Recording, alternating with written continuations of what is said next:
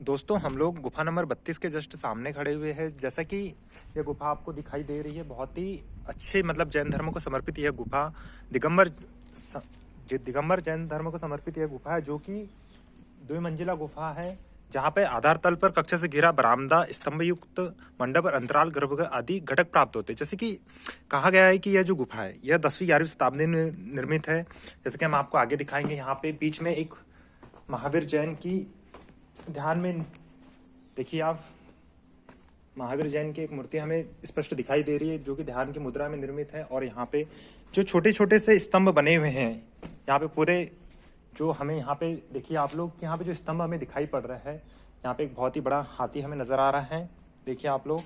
और यहाँ के स्तंभों पे जो जैन धर्म से संबंधित जितने भी मतलब हुए हैं, जितने भी जैन धर्म से संबंधित जितने लोग हुए हैं, उनके बारे में अलंकृत किया गया है। आप देखोगे यहाँ पे छोटी छोटी नक्काशी, पत्थर से निर्मित इस नक्काशी पर जैन धर्म से रिलेटेड लोगों के बारे में बताया गया है। आप देखोगे यहाँ पे अंदर साइड में आप लोगों को जैन धर्म से रिलेटेड कुछ लोगों के बारे में जानकारी मिलेगी।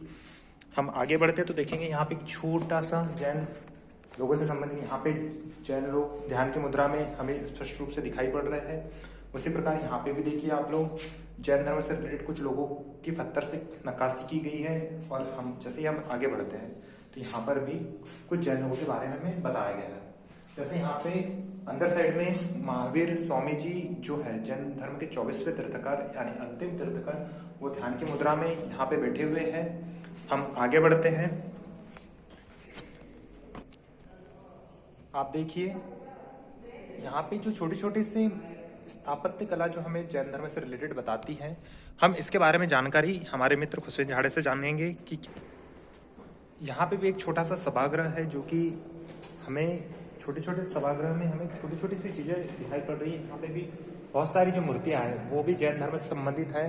देखिए आप लोग, ये जो ऊपर साइड में जो मूर्तियां बनी हुई है, अंदर साइड में जो मूर्तियां आपको दिखाई दे रही है, ये सारी की सारी जैन धर्म से संबंधित है। हम आगे बढ़ते हैं इसी में, तो हम देखेंगे कि आगे कुछ चीजें ऐसी है जो महावीर स्वामी से संबंधित है, जो कि उनके द्वारा किए गए कार्यों को बताती है चित्रण के माध्यम से। यहाँ पे छोटी छोटी से गुफाएं हमें नजर आ रही हैं, और आवाज और चिड़िया के चहचहाने की आवाज भी हमें सुनाई पड़ रही है। इसी प्रकार हम देखेंगे कि यहाँ पे बीच में जो सिर्फ इसका जो गुफा का सबसे मिडिल भाग है, वहाँ पर भी महावीर स्वामी से रिलेटेड कुछ चित्रण किए हुए जो ध्यान की मुद्रा में बैठे हुए हैं। देखा जाए तो महावीर स्वामी का जो चिन्ह था वो सिंह से रिलेटेड था, इसलिए कहा जा सकता है कि यहाँ पे सिंह की मूर्ति भी होगी किसी प्रकार से। और यह जो गुफा है यह 2 पार्टों में डिवाइड है। जैसे कि हम इसका एक पार्ट देख चुके हैं, हम इसके दूसरे पार्ट को जानने के लिए हम इसके मुख्य द्वार से आगे बढ़ते हैं। तो आप देखोगे कि हम लोग मुख्य द्वार से जैसे ही आगे बढ़ते हैं तो छोटी छोटी जगहों पे भी, जैसे यहाँ पे भी आप देख रहे होंगे, महावीर स्वामी से संबंधित कुछ हाथी की मूर्तियां हैं। हम आगे बढ़ते हैं, और तो महावीर स्वामी जो थे वो जैन धर्म के 24वें तीर्थकर थे। देखिए आप लोग, यहाँ पे भी एक महावीर स्वामी से रिलेटेड कुछ मूर्तियां बनी हुई हैं, और जो जैन धर्म से संबंधित कुछ लोगों के बारे में हमें, जो जैन धर्म के 24वें तीर्थकर हुए, 24 लगभग 24 तीर्थकर हुए जानकारी के अकॉर्डिंग, तो कुछ जैन धर्मों के जो तीर्थकर थे, जो मुख्य तीर्थकर थे, उन लोगों की प्रतिमाएं यहाँ पे पत्थर से अलंकृत की गई है। गुफा नंबर जो 22 है मुख्यतः जैन धर्म को बताती है। हम लोग आगे बढ़ेंगे तो हम देखेंगे यहाँ पे भी बहुत सारी गुफाएं, छोटी छोटी सी गुफाएं, और इस गुफाओं के अंदर बहुत सारे जैन धर्म से संबंधित जितने भी अनुयायी हुए हैं उनके बारे में कुछ जानकारी हमें दी गई है। जैसा आप देखिए, यहाँ पे भी जैन धर्म से संबंधित कुछ लोग के चित्रण पत्थर से अलंकृत किए गए हैं।